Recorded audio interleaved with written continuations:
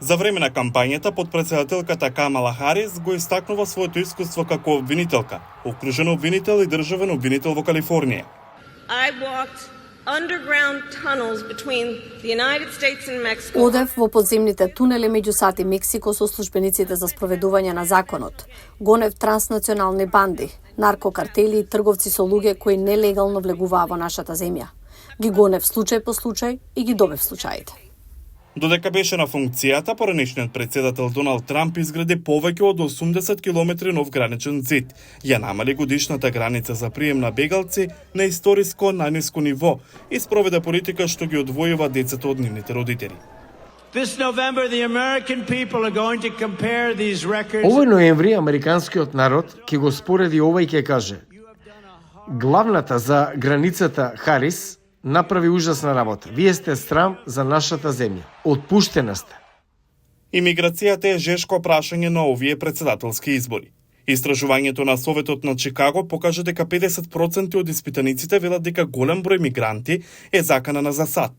Иако нешто повеќе од половина од американците го подржуваат зидот на границата и употребата на американските војници на границата со САД со Мексико, повеќето се противат на масовната депортација на недокументирани имигранти.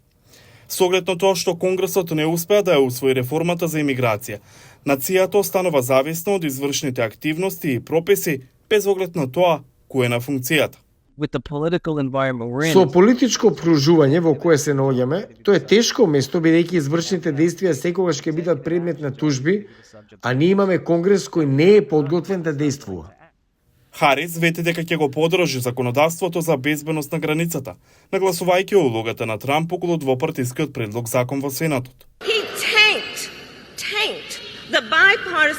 Тој го невозможи двопартискиот договор, зашто мислеше дека тоа ќе му помогне да победи на изборите, што покажува дека Доналд Трамп не се грижи за безбедноста на границата.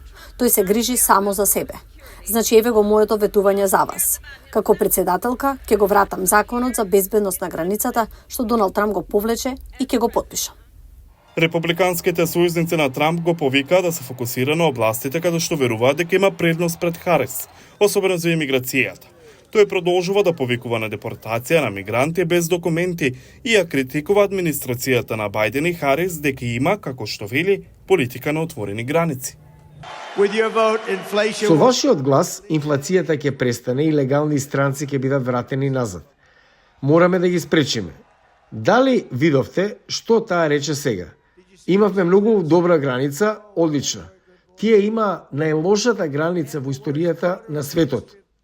Граничната патрола на САД во јуни регистрирала околу 130.000 мигранти, што е повеќе за околу 104.000 споредено со јуни 2019-та, пред пандемијата, кога Трамп беше председател. Бројот на мигранти е помало од декември 2023 година, кога го достигна врвот и имаше повеќе од 300.000 мигранти.